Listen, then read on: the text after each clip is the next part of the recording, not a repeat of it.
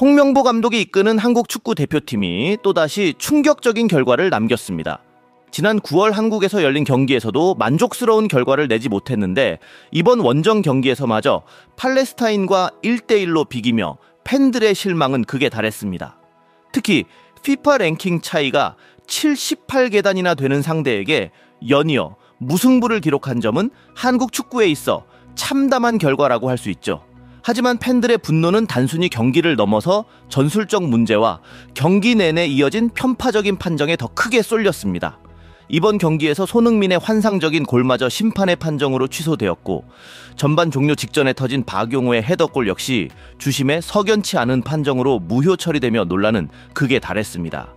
특히 일본 출신 주심 아라키 유스케가 파울을 이유로 골을 취소한 장면은 도저히 납득할 수 없다는 팬들의 반응을 불러일으켰습니다. 이에 대해 일부 전문가들은 한국이 일본 주심이 파놓은 함정에 빠졌다는 분석을 내놓으며 팬들의 분노에 기름을 부었습니다. 이 논란의 중심에는 아라키 유스케 주심의 의도적인 편파 판정이 있다는 주장도 이어졌는데요.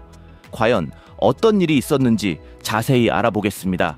한국 대표팀은 2026년 FIFA 북중미 월드컵 아시아 3차 예선 비조 6차전에서 팔레스타인을 상대로 요르단 암만에서 원정 경기를 치렀습니다. 경기에 앞서 한국은 최근 4연승을 기록하며 무서운 상승세를 타고 있었기에 팔레스타인전은 사실상 승점 3점을 따내며 조기 통과를 확정짓는 경기로 예상됐습니다. 손흥민, 이강인, 이재성으로 이어지는 화려한 공격진은 팬들에게 기대감을 불러일으키기에 충분했죠. 그러나 현실은 달랐습니다. 팔레스타인의 밀집 수비에 고전하며 한국의 공격은 답답함의 연속이었고 경기는 점점 예상치 못한 방향으로 흘러갔습니다. 가장 실망스러운 장면 중 하나는 한국의 실점 순간이었습니다. 후방에서 공을 잡은 김민재의 백패스가 어정쩡하게 흘러갔고 이를 놓치지 않은 팔레스타인 공격수 자이드 쿤바르가 기회를 잡아버렸죠. 조현우는 백패스를 손으로 잡을 수 없는 상황에서 각도를 좁히기 위해 필사적으로 앞으로 나섰지만 쿤바르는 침착하게 터닝 슈팅으로 골망을 흔들며 한국에 충격을 안겼습니다. 예상치 못한 실점에 한국은 크게 흔들렸고 만약 손흥민의 동점골이 아니었다면 더 끔찍한 결과를 마주했을지도 모릅니다. 손흥민은 실점 직후 단 4분 만에 빛나는 동점골을 만들어냈습니다.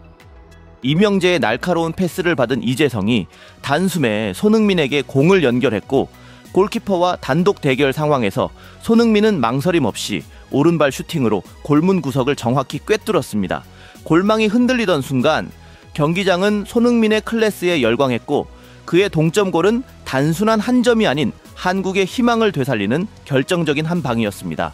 이번 골로 손흥민은 A매치 51골을 기록하며 황선홍을 제치고 단독 2위로 올라섰고 이제 차범근과의 격차는 단 7골로 줄었습니다. 하지만 문제는 이런 개인적인 활약에도 불구하고 한국팀 전체가 손흥민에게 지나치게 의존했다는 점입니다. 홍명보호의 전술은 손흥민에게만 공격을 몰아주는 몰빵 축구였고 이강인 같은 재능 넘치는 선수들의 활용도는 극히 제한적이었습니다. 이날 이강인은 단 한 차례의 키패스와 슈팅만 기록했고 드리블 시도도 손흥민의 절반에도 못 미쳤습니다. 결국 이강인은 후반 27분 배준호와 교체되며 아쉬움을 남긴 채 경기를 마무리했습니다. 이러한 답답한 경기 속에서도 가장 논란이 됐던 건 심판의 판정이었습니다. 일본 출신 주심 아라키 유스케는 경기 내내 팔레스타인의 거친 반칙을 묵인하고 한국에게는 이해하기 힘든 판정을 반복했습니다. 특히 전반 종료 직전 박용우가 헤더로 터뜨린 골은 자리싸움 과정에서 파울이 있었다는 이유로 취소되었는데요. 하지만 중계 화면을 아무리 돌려봐도 한국 선수들의 반칙을 찾아볼 수 없었습니다. 오히려 팔레스타인 수비수들이 박용우를 제지하려던 모습이 더 뚜렷했죠. 이에 대해 중계진과 축구 전문가들은 이 판정은 심판이 의도적으로 득점 기회를 무효화하려는 의도가 있었다고 강하게 비판했습니다. 실제로 해당 장면에서 주심은 공이 골문으로 들어가기 전에 이미 휘슬을 불 준비를 하고 있었던 것으로 보였습니다. 이는 단순한 오심을 넘어 심판의 의도적인 개입으로 볼 수밖에 없는 정황이었죠. 후반전 15분경 손흥민이 드리블로 상대 수비수를 제치고 박스 안으로 침투하던 순간 팔레스타인 수비수가 손흥민의 발을 걸어 넘어뜨린 장면이 있었습니다. 이는 명백한 페널티킥 상황이었지만 심판은 이를 무시하며 휘슬을 불지 않았습니다. 이때 중계진은 도대체 이 정도 상황에서도 페널티킥을 주지 않는다면 축구 규칙은 무엇을 위한 것인가 라는 강도 높은 비판을 이어갔습니다. 더 큰 문제는 심판의 일관성 없는 판정이 한국 선수들의 집중력을 흐트러뜨렸다는 점입니다. 심판은 경기 내내 팔레스타인 선수들의 반칙에는 관대했지만 한국 선수들에게는 과도하게 엄격한 기준을 적용하며 경기의 리듬을 깨뜨렸습니다.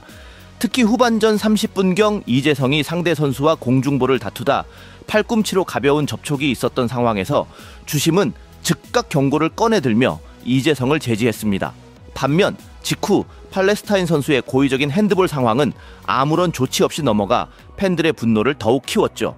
더욱 심각한 문제는 아라키 유스케 주심의 과거 행적입니다. 그는 과거 월드컵 예선에서도 한국 경기를 심판하며 편파 판정을 일삼았던 전력이 있었습니다. 당시에도 요르단 선수들의 거친 플레이를 묵인하고 한국팀에게 불리한 판정을 반복하며 팬들의 분노를 산 바 있죠. 이러한 전적 때문에 이번 경기에서도 그의 판정은 한국팀을 방해하기 위한 의도가 있었다는 의심을 피할 수 없게 되었습니다. 팬들은 이번 사건에 대해 심판복을 입은 팔레스타인 선수와 다를 바 없다, 국제심판 자격을 박탈해야 한다며 분노하고 있습니다. 일부 팬들은 청원을 통해 FIFA와 AFC에 그의 심판 자격을 박탈할 것을 요구하고 있으며 해외 축구 팬들 역시 이건 실수가 아닌 계획적인 경기 방해라며 공감하는 의견을 내놓고 있습니다. 팬들 사이에서는 이번 사건이 단순한 경기 판정을 넘어 축구 외적인 문제를 시사한다는 의견도 나오고 있고, 일본 출신 심판이 한국 경기를 맡는 과정에서 발생한 편파 판정이 반복되고 있는 만큼 아시아 축구 연맹 AFC의 심판 배정 시스템에도 문제가 있다는 지적이 쏟아지고 있으며 심판 배정의 공정성을 요구하는 목소리를 높이고 있습니다. 이러한 상황에서 우리 대표팀이 보여준 끈기는 분명 칭찬받아 마땅합니다. 비록 경기 결과는 아쉬웠지만 손흥민과 이강인 같은 선수들은 어려운 상황 속에서도 끝까지 포기하지 않는 정신력을 보여주었습니다. 특히 손흥민의 동점골은 단순한 스코어의 변화가 아니라 팬들에게 희망을 선사하며 한국 축구의 미래가 아직 밝다는 사실을 증명했습니다. 이제 한국 대표팀은 앞으로 남은 예선 경기에서 더 강력한 모습을 보여줘야 합니다. 홍명보 감독 또한 이번 경기에서 드러난 전술적인 문제점을 철저히 분석하고 팀의 장점을 최대한 살리는 방향으로 전략을 재정비해야 할 것입니다. 이러한 노력과 개선이 없다면 더 강력한 상대를 만났을 때 어려움을 극복하기 쉽지 않을 것입니다. 축구는 단순한 스포츠가 아닙니다. 국민들의 자부심과 나라의 위상이 걸려있는 상징적인 무대이기도 합니다. 앞으로 우리 대표팀이 더 좋은 경기력으로 팬들의 기대에 부응하길 바라며 공정한 축구 경기를 위한 국제적인 시스템 개선 또한 이루어지길 기대해 봅니다. 오늘 준비한 내용은 여기까지입니다. 끝까지 시청해 주셔서 감사합니다. 구독과 좋아요, 알림 설정은 영상을 제작하는데 매우 큰 힘이 됩니다. 항상 정직한 내용만을 전달드리겠습니다. 앞으로 많은 관심과 사랑 부탁드립니다. 감사합니다.